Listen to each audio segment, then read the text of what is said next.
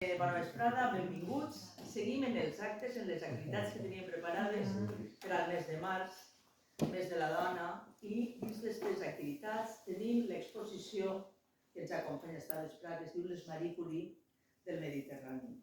Les dones, jo trobo que patim un agravi comparatiu molt greu. Portem tota la vida invisibilitzades, ningunejades, tretes dels llibres d'història, dels llibres de ciència, de tots els llibres. Vaig demanar a l'associació Meridià Zero que ens ajudaren a portar avui algun conferenciant, algú que ens parlara del tema, d'aquesta invisibilització, quina paraula més tan alegre, en la ciència i en molts llocs de les dones.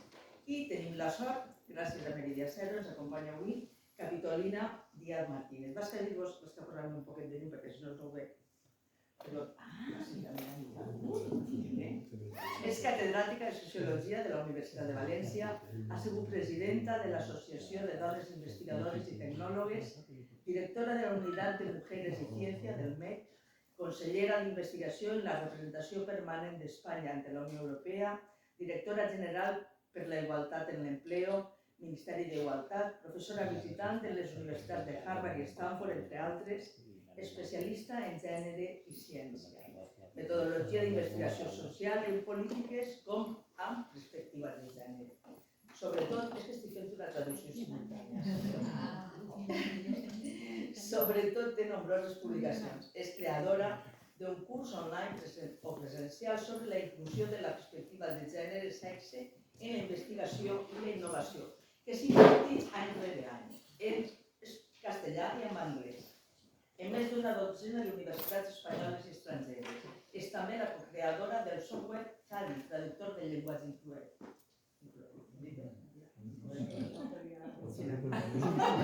No, és que la meva assessora. Bé, és una sort la que tenim que avui ens acompanya i serà un gust escoltar-la.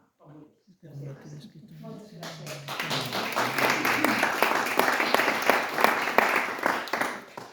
Buena vesprada. Ella tenía dificultades para decir lo de invisibilización y yo, en vez de decir las mujeres invisibilizadas por la ciencia, que es lo que se puede decir, para no hacerme el trabalenguas, he puesto no vistas por la ciencia, porque me iba a pasar eso. Así que, y ya veis que después de buena vesprada he pasado al castellano. Yo es que soy de León, y llevo viviendo en Valencia desde diciembre de 2012, pero siempre en un entorno castellano parlante, con lo cual, a pesar de haber estudiado valenciano, mi lengua sigue siendo el castellano. Así que vamos, y como en esta zona además practicáis poco castellano, pues mira, hoy tenemos una oportunidad.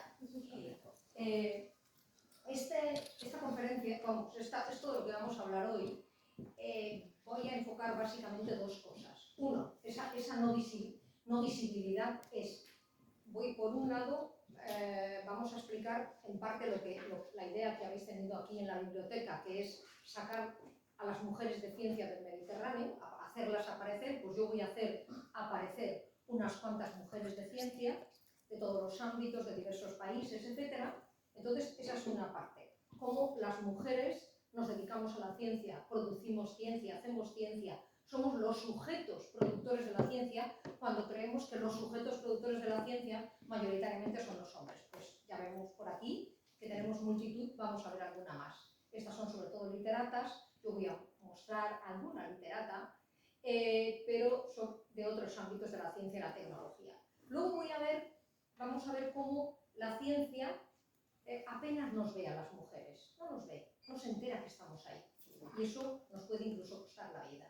Pues vamos a ver eso. Y finalmente, si me da tiempo, porque a menudo no llego al final, si me da tiempo vamos a ver algún aspecto de cómo cambia la ciencia cuando hay suficientes mujeres investigando en ese campo científico determinado. Esta es mi idea para hoy. Entonces, vamos a empezar, a ver si desde aquí puedo pasar esto. Pues parece que sí. Siempre ha habido mujeres de ciencia, siempre. Mujeres de ciencia yo entiendo como mujeres que trabajan en la investigación, que realizan descubrimientos científicos o avances en el conocimiento de las artes, de las humanidades y de la tecnología.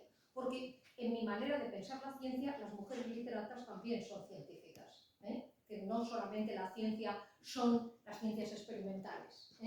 La historia, que no es una ciencia experimental, pero la entendemos como historia, mi propio campo, que es la sociología, todo ello lo incluimos ahí. O las ciencias más formales, como las matemáticas, también. Entonces, siempre ha habido mujeres que se han dedicado a esas cosas y vamos a hablar de alguna de ellas. Estas son mujeres, las mujeres científicas como los hombres científicos, son mujeres que trabajan de forma sistemática y rigurosa. Y con el resultado de su trabajo se amplía el conocimiento humano. Todas las personas sabemos más. Y algunas de ellas llegan a descubrir algo. Y tenemos mujeres inventoras. Muchas mujeres inventoras. Más de las que creemos. Muchos de los inventos con los que manejamos cada día, hoy que llueve, y que hemos venido desde Benincassi conduciendo, gracias a limpiaparabrisas, inventado por una mujer. Si no, no sé cómo nos hubiéramos apañado. Es decir, que hay muchos inventos cuyas patentes son de mujeres, aunque algunas también han inventado cosas que han patentado hombres, también pasa eso, pero bueno, vamos a ir por ahí. Bueno, me gusta, si alguien tiene ganas de ilustrarse muchísimo, porque alguien ha hecho un trabajo enorme para rescatar a estas literatas, de las ciencias experimentales sobre todo, y en inglés, en castellano no he visto una cosa equivalente, pero en inglés, si alguien quiere tener varios centenares de mujeres científicas, este libro, Las hermanas olvidadas, se llama, podríais encontrar bastante información. Voy a empezar con una de las, no es la primera mujer de ciencia conocida, previas a ellas ha habido otras, pero una de las más reseñables fue Hipatia de Alejandría. No sé si alguna persona habéis visto la película de Hipatia, que hasta donde yo sé refleja bastante bien, hombre, está novelada, digamos, pero hasta donde yo sé, Amenábar estudió mucho la época, estudió la figura de Hipatia, y la película refleja bastante bien Hipatia. Y este es un cuadro de Rafael, La Academia se llama, y esa mujer de blanco tan linda, que era la modelo, era la amante de Rafael, por cierto, es la que representa Hipatia. Y el que está con el libro al lado es Pitágoras, así que la pone cerca de Pitágoras. Este cuadro, esto es un detalle chiquito, no sé si tenéis la imagen de un cuadro enorme, con unos arcos, que hay por lo menos 100 personas y que representan, 100 personajes que representan a sabios del momento, sabias solamente Hipatia. Entonces ese es el retrato más antiguo que hay algunos otros dibujos que podrían ser ella, pero no es seguro, no es retrato, es la imaginación del bueno de Rafael, ya ha dicho que era su amante, no Hipatia, y esto está hecho algo así como siglo XIV, me parece. Entonces Hipatia nació en el 370 y murió en el 415. Murió, quienes hayáis visto la película recordaréis, arrastrada por las calles de Alejandría, tirada por unos caballos. Luchas religiosas y otras envidias. Vale. Hipatia es lo que yo llamaría una científica completa, una científica total. ¿Por qué le digo así? Pues porque se dedicó a prácticamente a muchísimos ámbitos del saber. Su padre era un hombre muy sabio y su padre tenía una especie de academia en Alejandría. Ella agrandó esta academia. A esa academia de ella vinieron sobre todo hombres jóvenes de todo el Imperio Romano, de los dos lados del Mediterráneo, a estudiar con ella. Ahí que le incendiaron su casa cuando la arrastraron, también le incendiaron su casa, y de sus 40 y tantos libros, que queda una referencia que escribió su padre después de que ella había escrito 44 libros, no queda entero ninguno, en la Biblioteca de Alejandría, por cierto, pero no queda ninguno. Entonces, ella trabajó en las matemáticas, hizo grandes avances en las matemáticas, claro, estudió todas las matemáticas árabes, las matemáticas egipcias, etc. Estaba en una zona en la que había mucho material para estudiar. Ella se alimentó de los que había antes. Así que estudió matemáticas, mecánica, astronomía. También se ocupó y pensó sobre los asuntos de Alejandría, ayudó al alcalde de Alejandría, pensó sobre cómo organizar, por ejemplo, la limpieza de las aguas sucias de Alejandría, hizo diseños urbanísticos para la propia Alejandría, y las autoridades de Alejandría le consultaban, es decir, que también era una experta en la administración pública y en la política. Quizá una de las cosas por la que más se le conoce es por su diseño del astrolabio plano.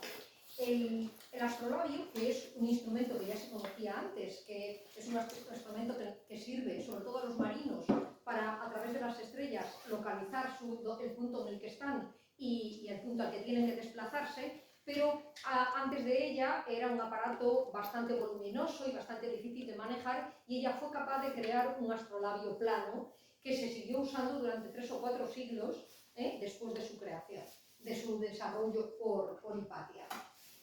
Luego tiene otra serie de inventos que han servido mucho. Pensemos que vivía ahí, en Alejandría, en la desembocadura del Nilo, en una zona donde la gente se dedicaba a la marinería, básicamente. Entonces casi todos, y las crecidas y las bajadas del Nilo, etcétera, etcétera, el agua era un elemento muy importante en su cultura. Y por eso buena parte de las cosas que inventó, las inventó para estudiar y trabajar y utilizar el agua, como por ejemplo un artefacto para destilar agua o el higrómetro graduado, no es ese del dibujito que he puesto ahí, pero que permite medir la densidad de los líquidos. También un sistema sencillo para medir la profundidad del agua desde los barcos sin tener que tirar algo hasta el suelo, etcétera, etcétera. Entonces estuvo haciendo todo tipo de desarrollos útiles para la gente de su entorno. Así que básicamente es una científica que, si bien, era astrónoma también, si bien observaba las estrellas o hacía análisis matemáticos, hacía fundamentalmente cosas prácticas para la gente de su entorno.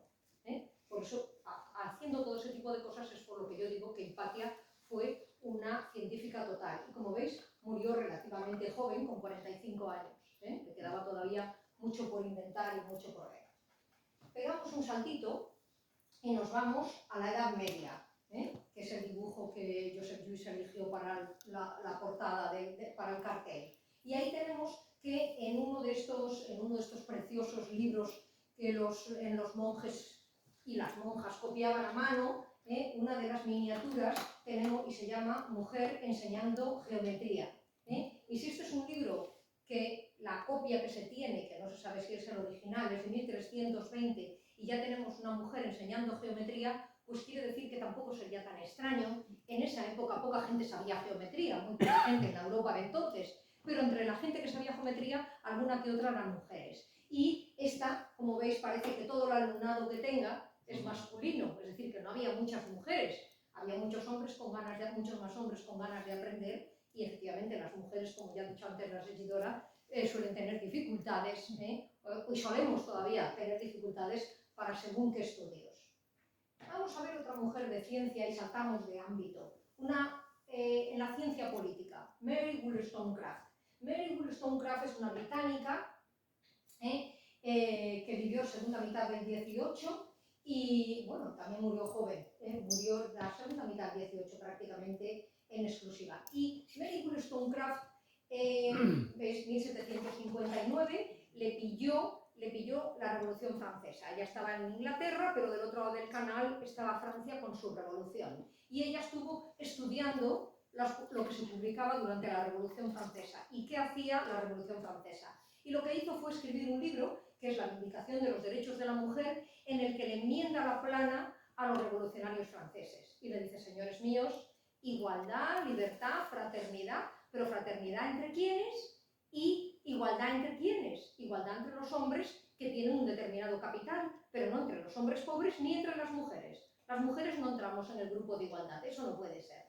Y entonces hace una crítica enorme a las publicaciones más serias de los revolucionarios franceses. Y para mí, una de las cosas que más estimo de este libro, de la Vindicación de los Derechos de la Mujer, es la apuesta que hace Mary Wollstonecraft una vez que insiste en que las mujeres somos iguales en capacidades y en entendimientos que los hombres, y si no lo parecemos es porque no nos permiten educarnos, y es la apuesta tan grande que hace por la educación. Y ahí tenéis algunas frases de su libro que son las que más me entusiasman a mí. El Estado debe establecer un sistema nacional de educación primaria, universal y gratuito para ambos sexos. Dicho eso, en 1792. Pensamos cuando en este país nuestro, o incluso en la misma Inglaterra, se estableció un sistema de educación universal, gratuito e igual para ambos sexos. Igual para ambos sexos en este país en 1970. Igual para ambos sexos, porque previamente sí que era universal para las niñas también, pero no igual para ambos sexos. Lo que estoy estudiaban los unos y los otros, se diferenciaba. Aquí, como ya hay gente de mi generación, ya saben que se diferenciaba, ¿vale? En su país lo mismo, un poquito antes que en el nuestro, pero también tardaron mucho. Así que fijaos qué avanzada para su época y qué habría pasado si le hubieran prestado atención, y si desde el 18 hubieran empezado a educar a las niñas, igual que a los niños, en número y en contenido. Es decir, todas las niñas, todos los niños y estudiando lo mismo.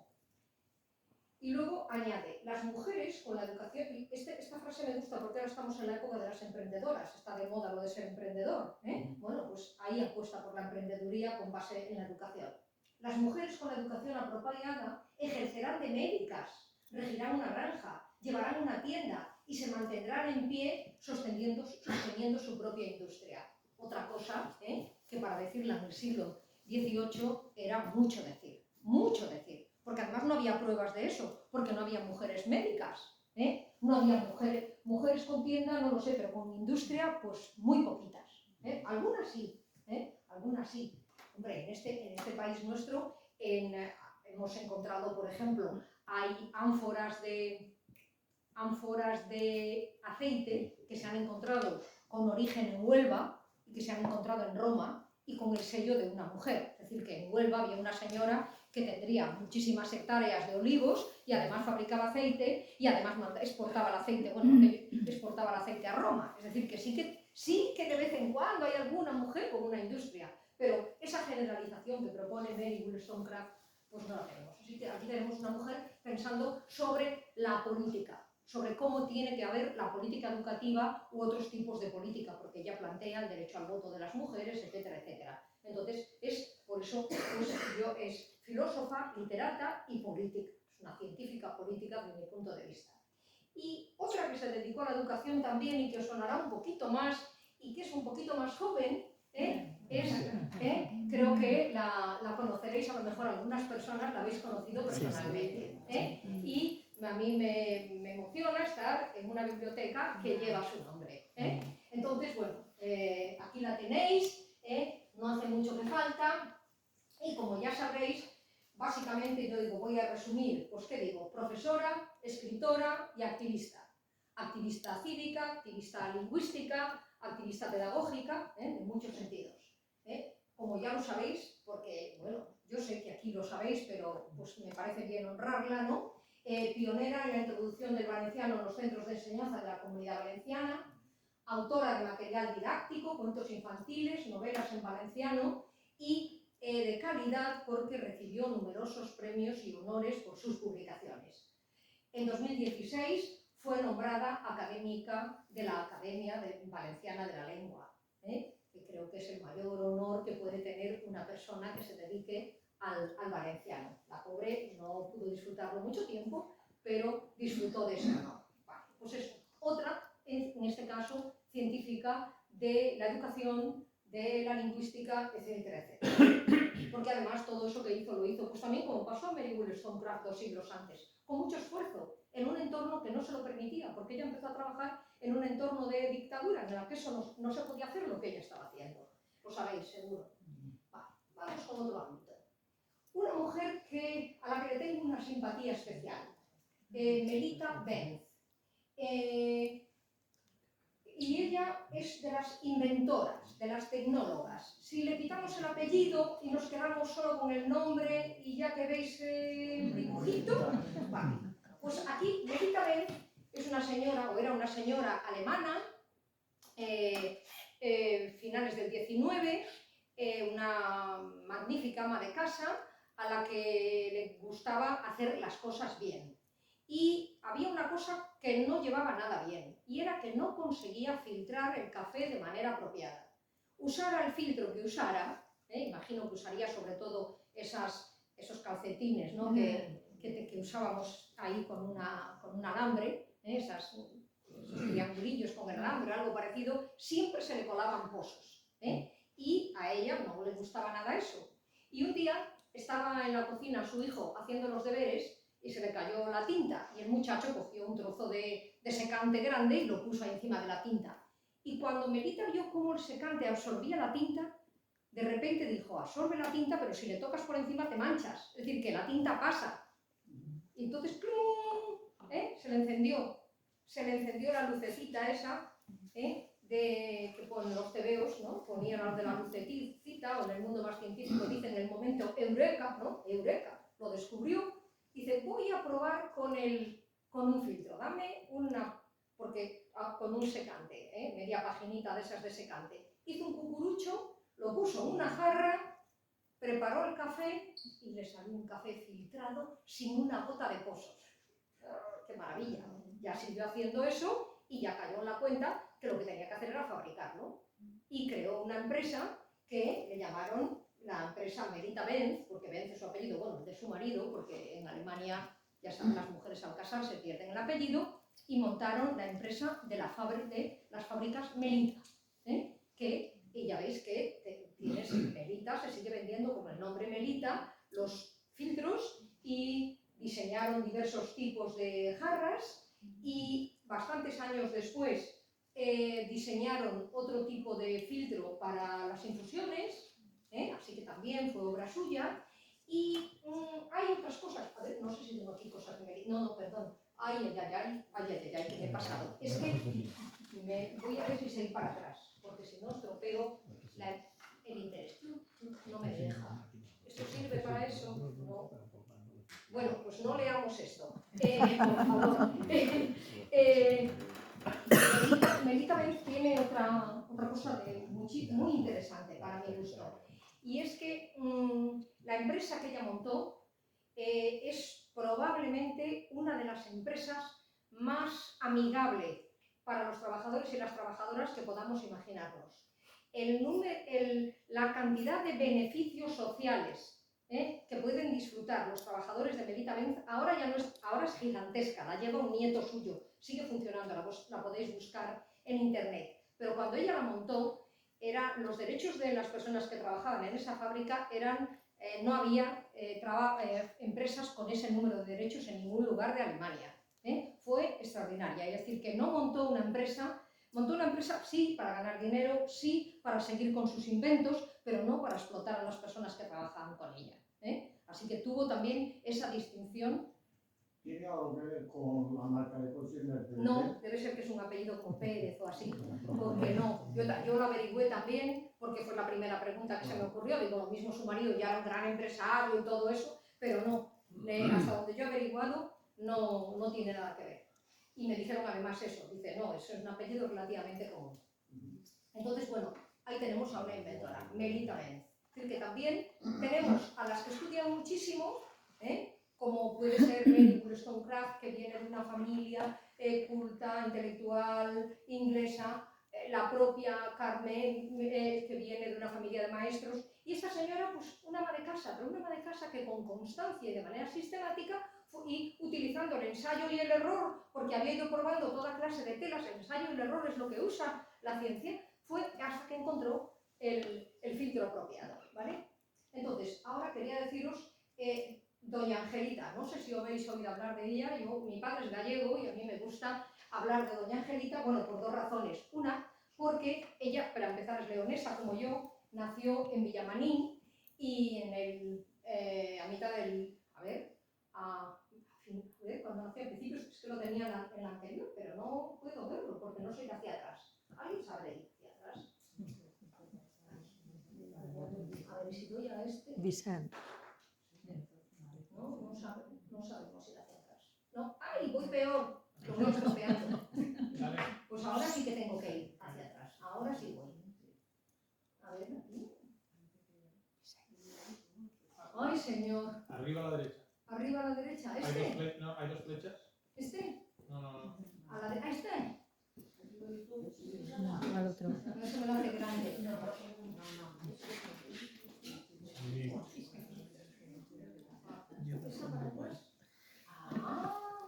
Ahora, vale, Melita no tenía nada más, que era lo que yo creía, no sabía si tenía el texto o ya lo conté. Bueno, doña Angelita, otra maestra, como Carmen,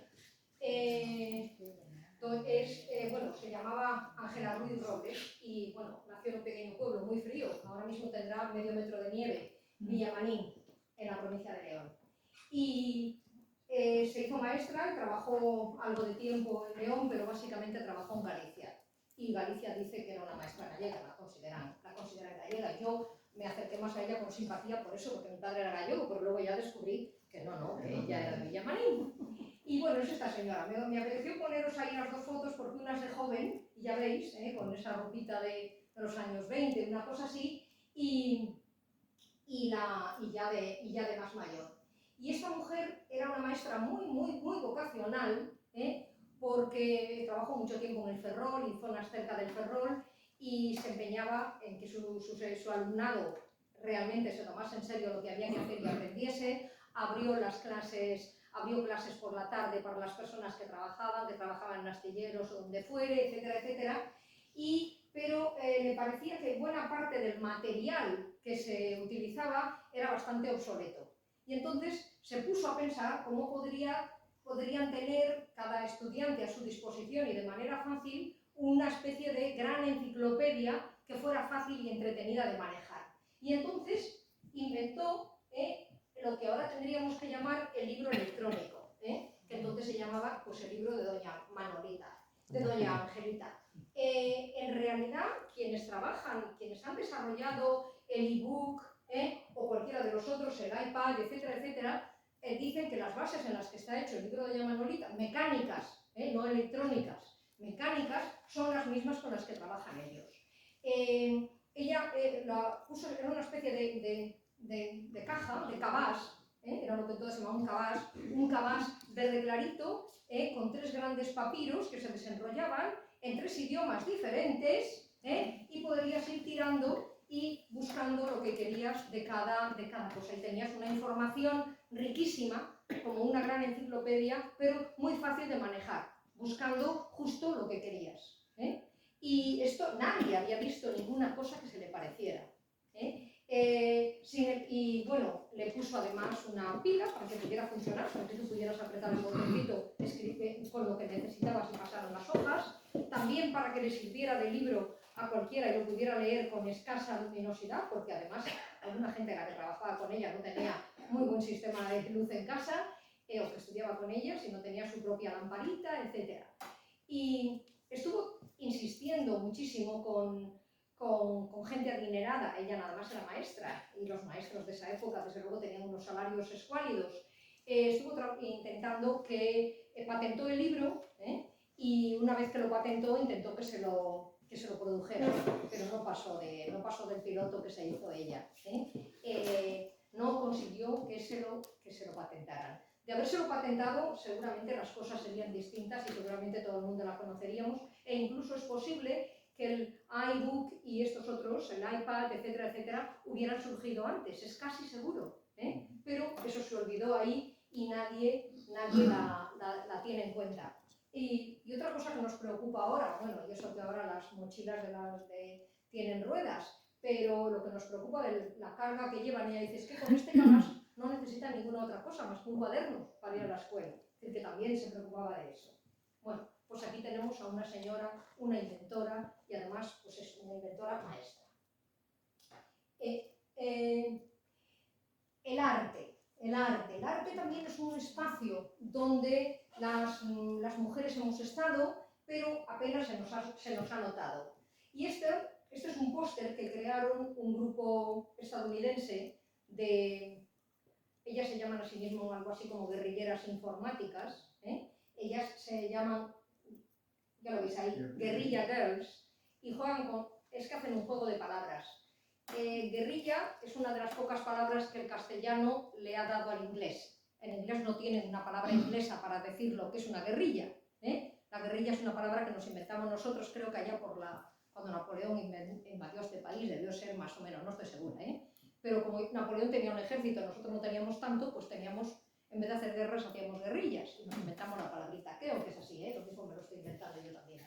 Pero, así que nosotros teníamos guerrillas, y para ese tipo, no de guerra, sino de guerrillas, pues inventamos la palabra, y los ingleses que no tenían palabra se han cogido guerrilla. Pero alguien que sea anglohablante no es capaz de pronunciar la palabra guerrilla, y la pronuncian exactamente igual que pronuncian la palabra gorila, que la escriben como la escribimos nosotros. En inglés, gorila se escribe como en castellano, y ellos más o menos dicen gorilla, pero cuando leen guerrilla, dicen gorila. Entonces, estas chicas que son muy simpáticas, porque todo lo hacen muy simpático, se han llamado a sí mismas guerrilla girls, porque en inglés dicen gorilla girls, chicas guerrilla o chicas gorila, las dos cosas. Y siempre cuando hacen cualquier demostración, sea de arte o sea una manifestación o lo que sea, van todas con una máscara de gorila, ¿eh? Y aquí aprovecharon esta pintura de Ingres, que no recuerdo cómo se llama, el harén, creo que se llama el harén o algo así, y a la figura esa de mujer le pusieron la careta de gorila que suelen llevar ellas. Y lo que hicieron fue, estas se fueron al Metropolitan Museum de Nueva York, a la sección de arte moderno, no de arte clásico, a la sección de arte moderno, y contaron todas las obras que había colgadas o expuestas ahí, de pinturas y esculturas. Y encontraron lo que dice ahí, que menos del 5% de los artistas que tienen obra expuesta en el Metropolitan Museum son mujeres, menos del 5%. Sin embargo, el 85% de los desnudos son femeninos. No necesito hacer comentarios, ¿verdad? Y entonces ellas han creado ese título que me parece magistral, es que son muy magistrales en lo que hacen, y dice, ¿hace falta estar desnuda para entrar en el Metropolitan Museum? Bueno, pues ahí está.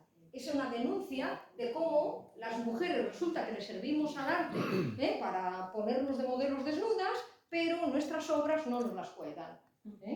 No nos las cuelgan. Yo descubrí hace 2 semanas en el Reina Sofía a una pintora de la que no sabía nada, una pintora libanesa, Chapman, de la que nunca había oído hablar, que vivió todo el siglo XX pintando, poquito tiempo en Líbano, pero mayoritariamente en París y luego en California, por todos los estilos, y colega y compañera de los grandes pintores del siglo XX franceses, con una obra preciosa y una obra dedicada casi al 90% al erotismo femenino. Nunca había visto ni oído hablar de la tal señora. Por supuesto, debe ser relativamente conocida en ámbitos de gente experta en arte, que no es mi caso, porque su obra la han llevado al Reina Sofía, que no es poca cosa. Pero ni siquiera hay mucha gente visitando la exposición. A todas las personas que esos días que yo estuve por Madrid le comenté, nadie sabía que había esa exposición, nadie sabe nada de las mujeres pintoras. Y esto es lo que denuncian las Gorilla Girls aquí. Bueno, creo que con esto yo voy... no, antes he dicho que el título era... el título del libro, de la pintura esa, es Odalisca. Yo sabía que era algo del mundo árabe, pero no sabía, es Odalisca. Vale, y ahora esto es una especie de pequeña propaganda, pero no lo hago con ánimo de propaganda, lo hago con ánimo de que sepáis. Desde 2004, creo que es de 2004, se ha creado en España una asociación que se llama Asociación de Mujeres Investigadoras y Tecnólogas. Es una asociación en la que ahora somos cerca de 2000. Y es una asociación en la que estamos pues, mujeres de todas las disciplinas, Y no hay ninguna otra asociación científica que no sea la Real Sociedad de las academias históricas, pero no hay ninguna otra asociación de mujeres dedicadas a la ciencia que tenga el tamaño de esta. Y en esta asociación, con ayuda de alguna gente que de vez en cuando encontramos a alguien que es mecenas y contribuye, pues hemos creado en este caso con ayuda de A3 Media, hemos creado y me parece que también nos ayuda, nos da un poco de dinero, una farmacéutica catalana, Esteve, no sé si os suena. Pues Esteve nos da, pero vamos, cuando digo ayuda, digo 2.000 euros al año, no creáis. Pues no sé cuánto pone A3 Media, A3 Media pone lo que sea, y Esteve pone otro poquito, y nosotros ponemos el esfuerzo, y hemos creado una base de datos que ya está como en 3.000, en la que estamos los nombres de 3.000 mujeres de todos los ámbitos de la ciencia, que estamos dispuestas a que si alguien de la prensa necesita a una experta en algo, que cuente con nosotras. Porque nos hemos cansado de que cada vez abren las noticias y hablan del COVID, por ejemplo, y nada más había hombres expertos en COVID. Teníamos a la del Val, a María Ángeles, no se la del Val, ahora se me ha olvidado, Margarita del Val. Era la única mujer que uno de cada 3 días llamaban, y que la pobre ya tuvo que dedicar el comedor de su casa, ponerlo ahí en plan hablar con la televisión, porque era la única a la que consideraban. Los demás, todos hombres, absolutamente todos. A veces salía solo Fernando, no sé cuántitos, pero a veces salían 5 o 6, con él, el ministro, un militar, el no sé qué, todos hombres. Solamente un día recuerdo que Fernando, no me acuerdo cómo se apellidaba, Fernando Simón, se fue a descansar unos días y los 2 o 3 días que él faltó, 3 mujeres, porque él es el Instituto de Salud Carlos III, 3 mujeres le sustituyeron. Es decir, no fue, el Instituto de Carlos III creía que o hablaba Fernando, bueno, el Instituto y la Moncloa, quien fuera, no sé quién tomaba las decisiones, pero pusieron ahí a Fernando y solo Fernando hablaba. Y cuando él se fue, 3 mujeres, una no basta, 3, porque es que no sabrán las pobres, yo qué sé lo que pensarían, es tremendo. Bueno, pues nosotros hemos hecho esta base de datos, de tal manera que ahora no hay ningún periodista ni ninguna periodista que diga que si hay una dana tiene que preguntar nada más a los meteorólogos, porque hay meteorólogas, y si no que miren nuestra web. Y si hay un volcán que explota, hoy solo se me ocurren incidencias, ¿vale? Pues, pero bueno, que si hay un volcán que estalla, no solamente hay vulcanólogos, ni oceanólogos, ni todas esas cosas, hay vulcanólogas, oceanólogas y de lo que quieran. Así que si no cuentan con nosotras es porque no quieren, porque mujeres de ciencia hay, y tenemos buenos listados. Tenemos buenos listados. Yo os digo, nos acercamos a 3.000, el número de españolas, no de fuera. En este país damos para tanto, para 3.000, dispuestas a que te llame por teléfono un periodista, que normalmente no es muy simpática la cosa, porque te arriesgas mucho, etcétera, etcétera, pero que te llamen y que tú te prestes a contestar o les escribes a una respuesta, lo que sea. Vale. Entonces creo que con esto, a ver si no me equivoco, no, unas poquitas más.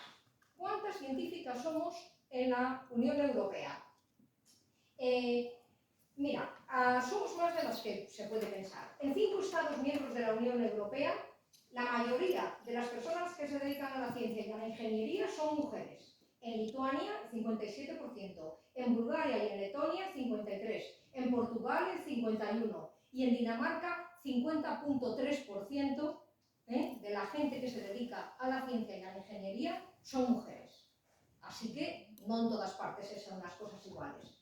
Y menos de 1/3, que son las que menos tienen, son en Hungría, Luxemburgo con un 25% y Finlandia con un 33%.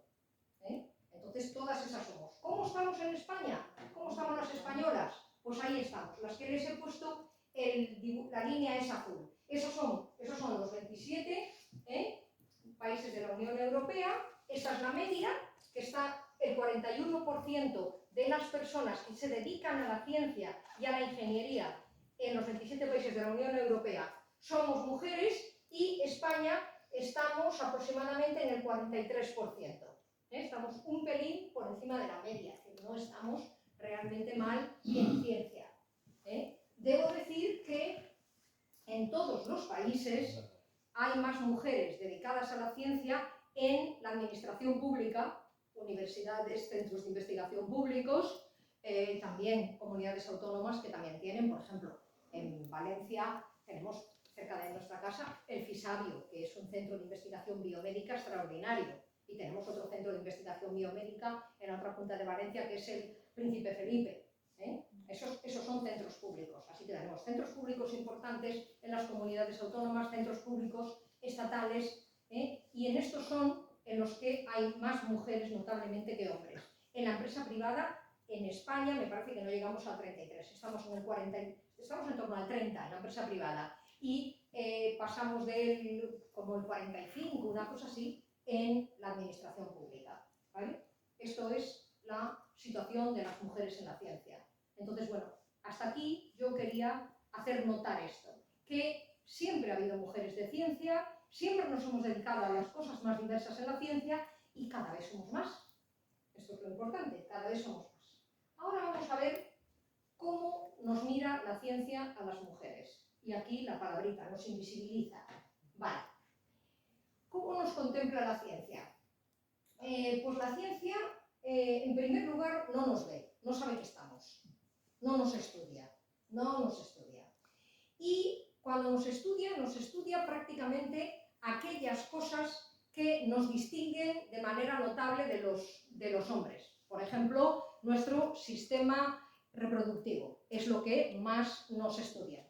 Y está insuficientemente estudiado, claro, porque hay enfermedades que nos afectan a un porcentaje enorme de mujeres, como es la endometriosis, que deciden no estudiarlo. Pero bueno. ¿Y por qué no nos estudian? Porque el modelo de estudio es un modelo de estudio masculino. La norma de lo que es un ser humano para la ciencia es un ser humano masculino. Y vamos a ver unos ejemplos ahora mismo de eso. Este ya es antiguo, es que ahora me lo tapa ahí, me tapa eso, pero es de un libro de 1990 o 1990 y tantos, de un libro de medicina, me parece, de un libro de medicina en inglés, que se estudia pues, en segundo o tercero de medicina cuando se estudian enfermedades respiratorias, como quiera que le llamen. Así que un libro de texto de universidad en medicina. Y es una de las... Mantengo esta imagen porque no me he encontrado otra desde hace mucho tiempo. Y es uno de los pocos ejemplos en los que he visto que cuando hablan de un medicamento, creo que es la teofilina, que a lo mejor os suena si habéis tenido algún problema de respiratorio, tos, eso lo que sea, a lo mejor os suena haber leído teofilina, que no sé en qué consiste, pero sé que me lo he leído, y esto es la teofilina, y esta gente, en este libro, los autores de este libro, cuando explican las enfermedades respiratorias y explican que te puedes tratar con la teofilina, ponen esas proporciones. Dicen, normal, y le damos una unidad de teofilina a un hombre adulto, a un hombre adulto. Si es una mujer, necesita más teofilina, y si es un hombre mayor, o tiene problemas de corazón, o tiene problemas de hígado, tales otras cantidades.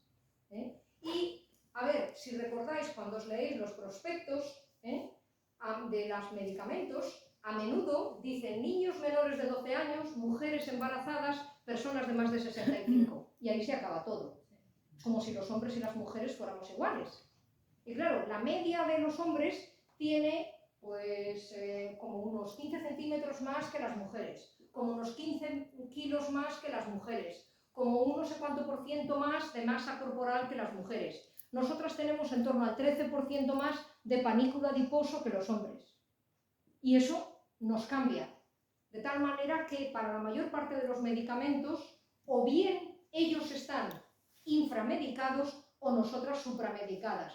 Porque el 1S, que es el normal, si esa es la cantidad que le viene bien a un hombre, pero es la que te dan a ti. Y a ti, tu médico, por lo general o médica, no te dice que reduzcas la cantidad porque eres mujer o porque eres una mujer pequeñita, como es mi caso. Me toca lo mismo que a un hombre de 1,90 o de 2 metros. Entonces, la verdad es que no suena como que vaya muy bien. A lo mejor algún medicamento los pulsas y te sobra, pero otros puede que se te queden por ahí y te estén intoxicando. Vaya usted a saber. Si no se sabe, porque no se lo han estudiado. No se han estudiado siquiera. En mitad del COVID se descubrió que las agujitas esas con las que nos pinchan, nada más han sido ensayadas en brazos de hombres. Nada más. Nadie sabe si a nosotras el liquidito que nos meten de la vacuna, de lo que sea, la gripe, la otra, el COVID, si se nos expande igual de rápido, igual de bien, más lento, más lo que sea, porque nosotros aquí tenemos una grasilla, incluso las más delgadas, tenemos un panículo adiposo bastante más notable que el de los hombres. Y solo se ha probado en brazos de hombres. Nadie sabe, a lo mejor a nosotras incluso puede que nos vaya mejor, como difunde nuestra grasa, pero nadie lo sabe. Lo más probable es que no, porque si esas las han diseñado probando que en brazo de hombre la vacuna fuera como debía, yo tiendo a sospechar que para nosotros no está tan claro. Así que no nos ven, la ciencia no nos ve, mira hombres. En uno de los lugares más tristes que no nos miran son quienes hacen estudios cardiovasculares. Sabéis que morimos más mujeres y hombres de enfermedades cardiovasculares que de ninguna otra cosa. Todos los cánceres juntos matan menos que las enfermedades cardiovasculares. De las enfermedades cardiovasculares, la más asesina, vamos a decir, es los infartos. Son los infartos de corazón. Vamos a ver, bueno, ¿y qué pasa? Que cuando estudian en cardiología, cuando estudian los infartos, estudian a hombres infartados, no a mujeres infartadas. Y cuando los libros de medicina describen cuáles son los síntomas de los infartos, describen los síntomas de los infartos masculinos.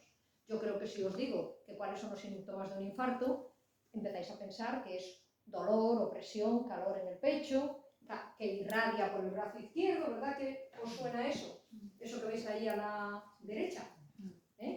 Eso es como la mayoría de los hombres que tienen la desgracia de sufrir un infarto, lo que sienten.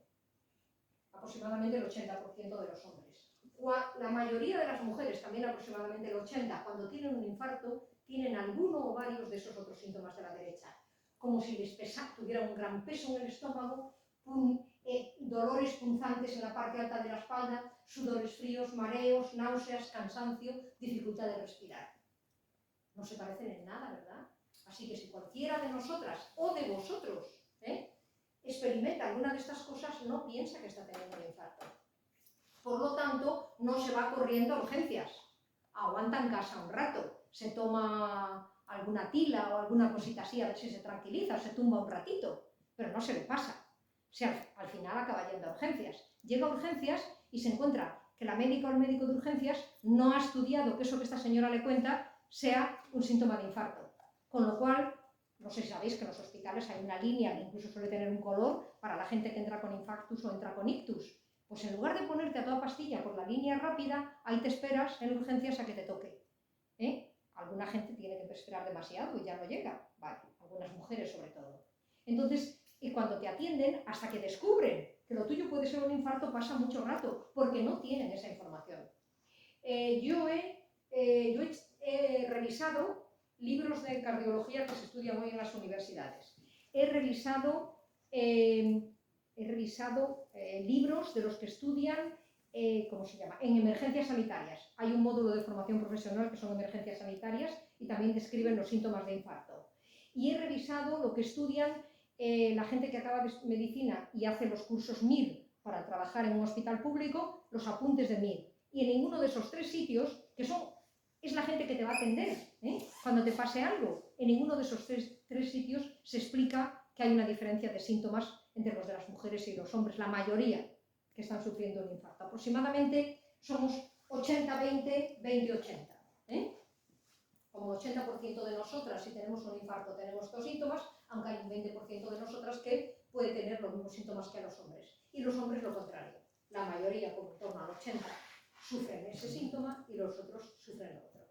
Y claro, esto, a ver, no nos han estudiado. ¿Por qué? Bueno, en primer lugar, no nos ven. En segundo lugar, hasta que somos menopáusicas tenemos, por lo general, muy poquitos infartos. Porque la progesterona nos protege nuestro corazón. Y tenemos pocos infartos.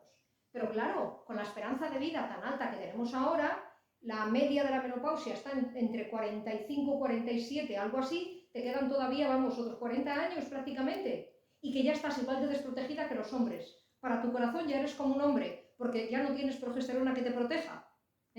Entonces, tenemos bastantes infartos. En conjunto, tenemos menos infartos que los hombres, porque nos hemos pasado media vida prácticamente sin infartos. Pero en conjunto tenemos menos. Ahora, proporcionalmente nos morimos más porque no llegamos a tiempo.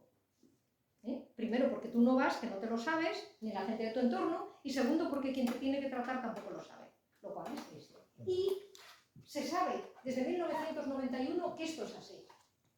La doctora Healy, que es Bernardine Healy, una médica estadounidense cardióloga, que estudió qué pasa con las mujeres y los hombres que llegan a su hospital de cardiología, un hospital muy importante en Boston de cardiología, y ella observó lo que se hacía con ellos, qué hacían sus compañeros y compañeras, y se dio cuenta, escribió un artículo que llamó el síndrome de Gentile en 1991, y no era una doctora cualquiera. Esta señora, en ese mismo año que escribió el artículo, en 1991, la nombraron directora de lo que llaman en Estados Unidos Institutos Nacionales de Salud, es decir, el organismo que se encarga de toda la salud de Estados Unidos, de toda la investigación médica, que es más importante. Y ella fue la primera mujer nombrada presidenta de ese instituto. Así que, y Healy lo escribió, lo publicó en 1991. Y nuestros libros de texto, y nuestros médicos y médicas siguen, y nuestros personal de ambulancias siguen sin saberlo hoy en día. Y Y vamos a ver cómo voy de tiempo, porque esta es mi tercera parte, yo creo que sí que me da tiempo para acabarla ahorita, ¿vale? Entonces, así que vemos cómo no se nos ve en la historia. He puesto ese ejemplo porque no hay mucho tiempo para ver más ejemplos, pero es un ejemplo bastante triste porque, bueno, pues porque se nos va la vida en ello, se nos va la vida. Hace, no sé, unos 5 o 7 años estaba dando un curso en el que puse este ejemplo. Y de repente el curso era un curso para formación del funcionariado público de la Generalitat Valenciana. Así que era todo lo que tenía en el aula eran funcionarios y funcionarias. Y cuando puse este ejemplo, de repente alguien dice, ¡ajá! Ahora lo entiendo. Y claro, nos quedamos así un poco sorprendidas porque era una persona que no me levantó la mano para hacer un comentario, sino que yo dije esto y ¡ah! Ahora lo entiendo. Así. Y todo el mundo la miramos y entonces dijo, bueno, es que soy... ¿Cómo se llama?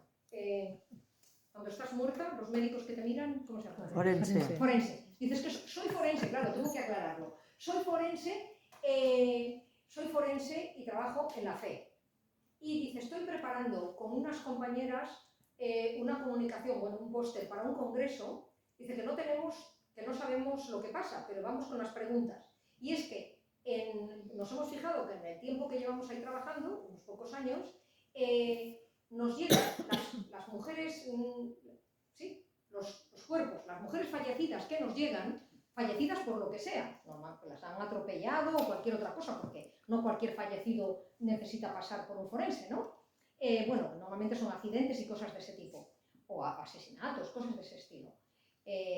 La gente que se muere en la cama en el hospital tranquilamente no va por ahí. Bueno, pues entonces se han encontrado que sorpresivamente, y no sabían por qué, las mujeres tenían unos corazones muy, muy destrozados. Se encontraron muchísimas mujeres con corazones, como le llaman ellos, necrosados, porque se le ha ido muriendo trocitos. Al parecer, cada vez que si tienes un infarto pequeño o mediano, se te muere un trocito del corazón, si te desfibrilan a tiempo o te atienden a tiempo, consiguen que nada más se te muera ese cachito, te hacen un tratamiento y tú sigues tu vida pues normal o relativamente normal. Pero puedes volver a tener otro, se te muere un poquito más el corazón. Bueno, ese proceso de necrosamiento. Y entonces ellas se quedaron muy sorprendidas de encontrar que los hombres pues encontraban a alguno necrosado, con corazones bastante necrosados, pero poca cosa comparado con el número de mujeres. Y no revisaron la literatura que había sobre esas cosas y no encontraron nada que hablara de eso. Y entonces estaban preparando una comunicación para un congreso con preguntas. No era diciendo, hemos descubierto el problema de los corazones de las mujeres. No, era porque no sabían qué pasaba. ¿Por qué tenemos tantas mujeres de las que fallecen por otras cosas con corazones necrosados? Y entonces cuando yo dije esto, dice, ahora lo entiendo. Él no, dice seguramente, pero era una hipótesis todavía, no sé lo que habrá probado esta señora porque yo no volví a hablar con ella, era mi alumna, le di el curso y se acabó. Pero seguramente lo que ha comprobado es que a partir de una determinada edad hay muchas mujeres que no lo saben siquiera, pero llevan un corazón que funciona por la mitad. ¿Por qué? Porque han sufrido, y ya no anginas, porque me dijo, yo le dije, ¿serán anginas? ¿Que sufran anginas también? Dice, no, anginas de pecho no, porque esas no dejan huella, esas no te necrosan, son infartos, son señoras que han tenido muchos infartos. Y claro, ella no sabía todo esto de la historia de que nosotras tenemos otros síntomas, porque ella también, como buena médica, se había estudiado los síntomas que tocan, que son los de los hombres. Entonces, bueno, por eso es importante.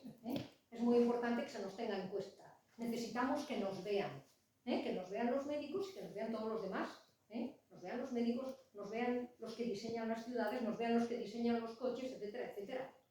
Yo tengo mucho problema, porque mido 1,55 y no hay ningún coche que esté preparado para personas de 1,55. Si subo suficiente el asiento para ver cómo ve una persona estándar, que es de 1,65, 1,75 por lo menos, me doy con las rodillas en el volante. Y a todas las personas que están de mi tamaño les pasa lo mismo, es decir, porque no nos ven. Claro, hombres de 1,55 apenas hay. Mujeres no es que seamos muchas, pero vemos, más de una. Y sobre todo cuando vamos envejeciendo, que encogemos. Mira, y ahora vamos, como ya me he quejado, ahora este ratito, ahora vamos a ponernos un poquito optimistas. Y vamos a ver cómo hay mujeres que han transformado la ciencia. Y las mujeres que han transformado las ciencias, estas son mis favoritas, las primatólogas. a alguna de estas, sobre todo a Dian Fossey, la conoceréis porque es la de los gorilas, ¿no? Que hay películas, en fin, es famosa ella, pero Jane Goodall, que trabajó con los chimpancés, y Birute Galdikas, que ha trabajado con los orangutanes. Estos son los nuestros tres grandes primos, antecesores, y ellas son las expertas y las que los han estudiado más que nadie. Ahora ya hay mucha gente que lo estudia, vamos a ver algunos números en un momento. Aquí hay una cosa interesante. Leakey, ¿cómo se llamaba el nombre Leakey, Pablo? ¿Te acuerdas? Richard Leakey dedicó su vida a escarbar ahí en Kenia, no es Kenia. No, Tanzania, bueno, en África, escarbando para encontrar a los primeros rastros de los primeros homínidos. Y Leakey se dio cuenta que cuando trabajaban con él mujeres, estas eran más cuidadosas y más parsimoniosas y eran capaces de, con mucha paciencia y mucho cuidado, eran capaces de sacar huesecillos donde a lo mejor muchos chicos pasaban de largo. Y él pues empezó a admirar esta parsimoniosidad de las mujeres. Y en su proceso de búsqueda, vamos a ver, yo estoy sacando homínidos, y antes de los homínidos, ¿qué había? ¿Qué podemos decir de los grandes simios? ¿Y dónde está el eslabón perdido entre los grandes simios y los humanos? ¿Qué hacían estos y qué hacemos? ¿Qué hacen los simios y qué hacían estos antecesores de los humanos que yo estoy escarbando aquí? No lo tenía muy claro. Y quería que alguien investigara eso. Claro, lo suyo era investigar huesecillos, no era investigar animales vivos. Entonces, buscó a 3 mujeres, para que cada una de ellas, y les buscó becas y todo eso para que pudieran estudiar, cada una de ellas estudiara a uno de los grandes homínidos. Entonces tenemos, alguna gente, y creo que su propia mujer, estaban un poco mosqueados porque pensaban que no era solamente por la laboriosidad de las mujeres, sino porque el señor también le gustaban las jóvenes investigadoras. Pero bueno, no está probado. Así que simplemente vamos a decirlo por bromear un poquito, porque además estas 3 señoras en realidad eran de un espartano, y tanto Jane Goodall como Dian Fossey, digamos que se casaron por su investigación en los gorilas, y la pobre de Birute Galdikas, que se casó con otro gorilógalo, no sé si se puede decir así, digamos con otro primatólogo, pero él no pudo aguantar la difícil vida en las selvas de Borneo, donde ella estaba investigando con los chimpancés. No pudo soportarlo, y no me extraña, porque yo he leído lo que ha escrito la Birute Galdikas y aquello es insufrible. Entre otras cosas, porque hay muchos cazadores furtivos que matan a las chimpancés adultas, y entonces el gorilita se muere si lo dejas solo. Entonces, si lo coges, decide que tú eres su madre y no hay quien que se lo quite de encima. Entonces tienes que vivir probablemente hasta que tenga 2 años o más. Va a seguir contigo hasta que tenga 8 o 9, pero hasta que tenga 2 años o más vas a vivir con el gorilita pegado. Y quiere decir que como no les puedes enseñar a entrenar a hacer sus cositas como les enseñamos con el orinal a los críos, pues todo eso lo llevas encima, en un sitio donde no hay duchas ni nada por el estilo, mitad de las selvas de Borneo. Es decir, que solamente atender a los gorilitas, a los chimpancés, perdón, a los orangutanes, atender a los orangutanes ya es una bromita, y claro, no le vas a dejar solo si han matado a su madre, y tú estás investigando. Entonces estas 3 se dedicaron día y noche, y 365 días sobre 365 días, cada una en su pedacito de selva, a estudiar esos animales. Y han sido capaces de que las conozca el mundo entero, de que se haya escrito sobre ellas, de que haya habido inversión de investigación para que trabajen, de tal manera que en los años 60 apenas había mujeres que tuvieran un doctorado en primatología, datos de Estados Unidos nada más. Hoy obtienen casi el 78% de los doctorados. Jane Goodall fue capaz de hacer una especie de redefinición de lo que es un ser humano, porque se decía que el ser humano es el que es capaz de utilizar herramientas. Cuando éstas se pusieron a estudiar a estos animales, se han dado cuenta de que utilizan una serie de herramientas, palos, piedras, cañitas, etcétera, etcétera, para su vida. Entonces no puede ser, no somos solamente los humanos quienes utilizamos herramientas, estos también las utilizan. han sido capaces de descubrir cosas de las que nadie había hablado. Por ejemplo, las redes de amistad muy estrecha entre los babuinos. Han sido capaces de descubrir el papel de las hembras en la elección de pareja, sobre todo en los bonobos. En las relaciones sociales entre macacos, como entre los macacos, sobre todo una variedad, los macacos japoneses, las hembras son las que tienen la jerarquía, etcétera, etcétera. En buena medida, digamos, lo voy a decir de manera simple, la primatología con estas señoras pasó de estudiar a los primates en modelo National Geographic, que es el que va corriendo y se pelea con otro para ver quién se queda con la hembra de la manada, esas peleas continuas para ver quién gana el premio de la chica, que ese es el modelo que había, era cómo se estudiaban básicamente a los primates, y estas pasaron a estudiar las relaciones sociales de los primates. Empezaron a ver que no tanto los orangutanes, que son aislados, pero los chimpancés y los gorilas sí que viven en grupo, y empezaron a estudiar las relaciones sociales y el papel que las hembras tenían, que los machos tenían, que los jóvenes tenían, que los viejos... Las abuelas tenían, es que Pablo es especialista en esas cosas, las abuelas, los espaldas plateadas, etcétera, etcétera. Entonces, fue un cambio total en el estudio de estos primos nuestros.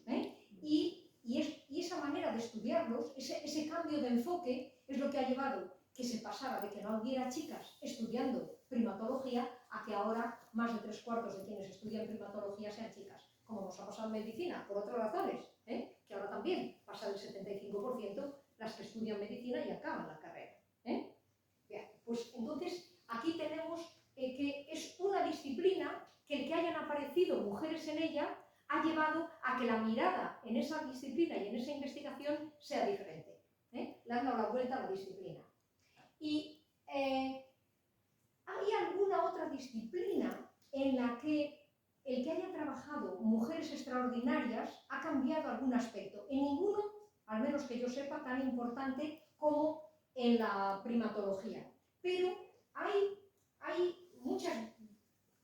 un campo, que es la biología del desarrollo, en el que también hubo un biólogo del desarrollo que alcanzó el premio Nobel, Gilbert, que también enfocó la biología del desarrollo en una dirección que atrajo a muchas mujeres.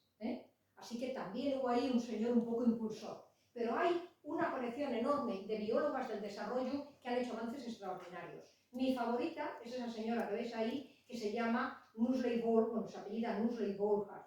Ella también recibió un premio Nobel. Y esta señora, la primera vez que me llamó a mí la atención es porque le oí una crítica en la que decía que la biología del desarrollo está mal explicada ya desde los libros de texto de las escuelas primarias. Porque dice que en los libros de texto, cuando se explica cómo funcionan los óvulos y los espermatozoides, normalmente se explican con una imagen de este tipo, en el que hay un óvulo, que no está mal, ahí parado, y luego miles o millones de espermatozoides que corren dinámicos a ver si fecundan al óvulo. Y bueno, dice, esto es cierto en algunas especies, pero si lo pensamos bien, da una imagen de óvulo, léase parte femenina quieta parada, que no hace nada, y los espermatozoides dinámicos, que sí que están activos, tienen intención y van a por ello, ¿vale? Dice, sin embargo, hay otras especies que la imagen es esta. Esto es un óvulo, una cosa hermosa, y esas cositas chiquitinas que veis ahí azules son los espermatozoides, chuchurríos, pequeñitos.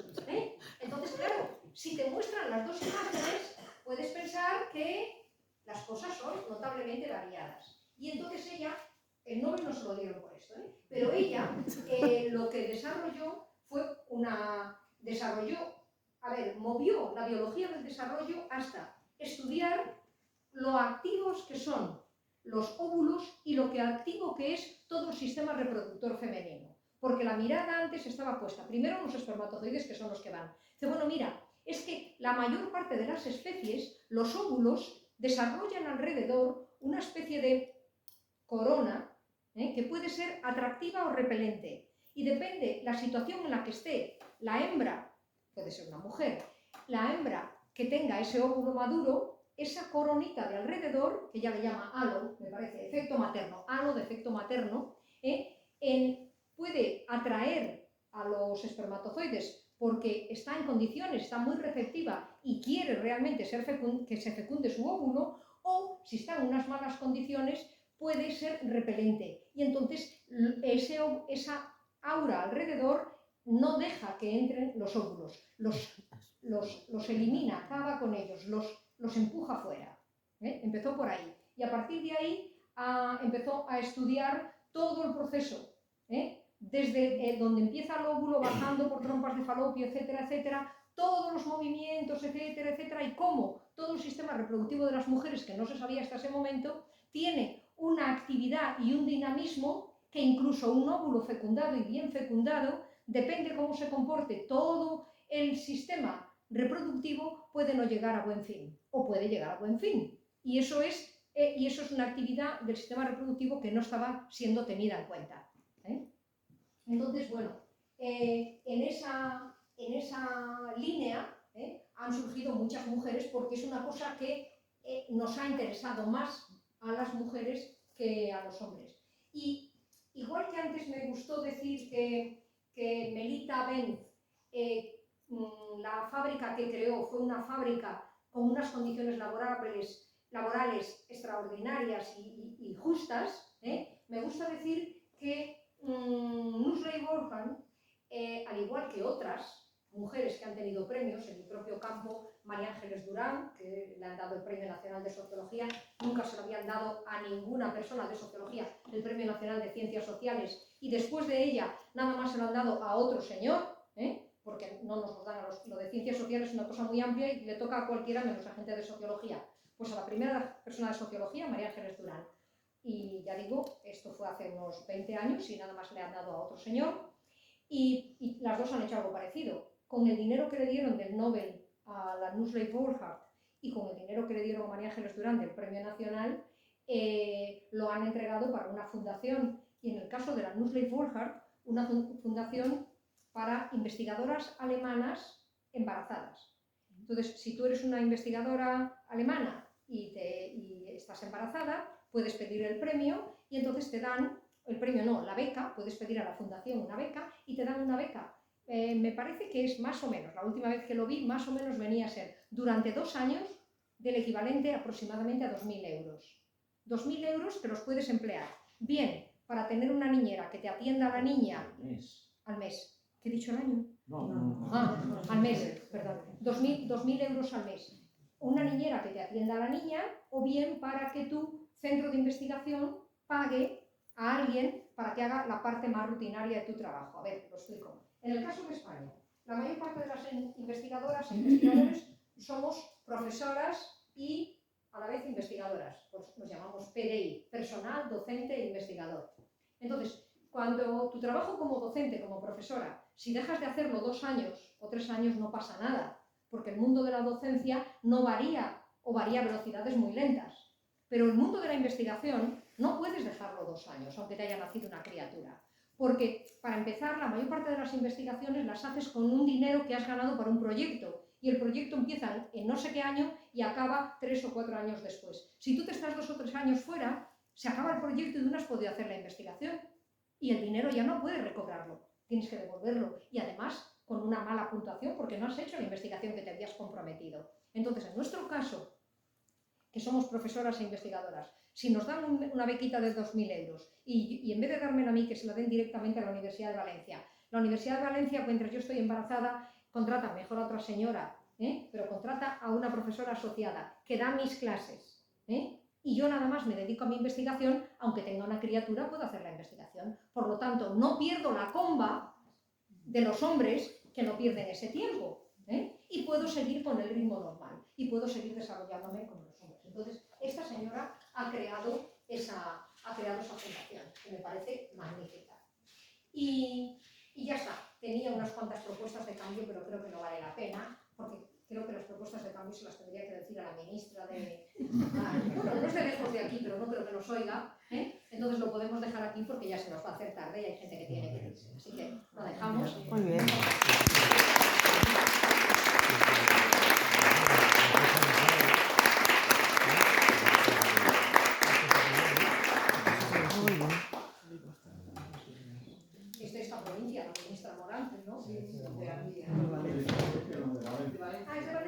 Gandía? De Gandía. Ah, de Gandía. Ah, vale, de Gandía. Pero sí, me suena que ha habido trabajar en el Ayuntamiento de Gandías. ¿Será alcaldesa o algo? Sí. Bueno, pues nada más, si alguien quiere hacer algún comentario o pregunta o lo que sea, estoy en esta disposición. Eso no es responsabilidad mía. Pues que me quité, tenía 2 chaquetas, me he quitado una. Ah, pero ¿sabes qué pasa? También que nosotros tenemos la temperatura media, nosotras la tenemos distinta a la de los hombres. La temperatura media nuestra premenopáusica. Nosotras tenemos un poquito más de frío, de media, premenopáusicas que los hombres. Y además, por lo general, llevamos indumentaria, en el tiempo de verano, llevamos indumentaria más liviana que los hombres. Pongamos, es que se hizo un estudio en estos mega edificios de 30 o 40 pisos de oficinas en Texas, que el verano en Texas deben de ser 40 grados o algo así, y se hizo un estudio, porque estaban descontentos y había unas peleas tremendas. Las mujeres decían que no pusieran tan frío el aire acondicionado y los hombres querían el aire acondicionado más frío. Pero ¿qué pasaba? Pasaba que los hombres llevaban camisa y americana, y corbata probablemente. Nosotras íbamos con nuestras bolsitas y además nosotras tenemos como una media de confort de cerca de 2 grados menos, 1 grado y pico, en ese estudio que hicieron, era tiempo de verano, hicieron en esas condiciones, 1 grado y pico, claro, las que trabajaban ahí casi todas eran premenopáusicas, 1 grado y pico menos que los hombres. Entonces las empresas que hicieron esto estaban felices porque llegaron a un acuerdo de dejar una cosa intermedia, también de permitirle a los hombres que se quitaran la americana, también fue un cambio, pero pudieron bajar la temperatura del aire acondicionado bastante. Y bajar 1 grado el aire acondicionado es ahorrar un montón de dólares, un montonazo de dólares. Así que tenemos distinto. Y a partir de la menopausia, pues entonces ya no hay manera, porque somos un carrusel. Otras no, pero muchas un carrusel. Que si mucho, que si poco, que si lo del medio. Y eso tampoco se ha estudiado. No se tiene ni idea. ¿Sabes que no se tiene ni idea de por qué sufrimos calores, fríos y lo que toque? E insomnios, todo va junto. Pues no se tiene ni idea. Nadie está demasiado interesado en estudiar la tal cosa. Somos la mitad de la población. Y como duramos bastante, casi todas llegamos a menopáusicas. Pero es igual. Y fijaos, además, yo no sé, las farmacéuticas tendrían que tener muchísimo interés porque somos mucha gente que podríamos consumir sus productos. Pues no, señor, no lo investigan. Pero es que no lo investigan. Y bueno, iba a decir que las investigaciones públicas de Estados Unidos, que hasta hace nada eran de las que más claro tenían que investigar, al menos desde el 2016, teniendo en cuenta a las mujeres, desde hace 2 meses, y ya sabéis por qué, les han prohibido la tal cosa. No pueden sacar ninguna investigación que esté puesta la palabra mujer. Ya está, pero en fin, esperemos que no nos suceda a nosotros. Vale.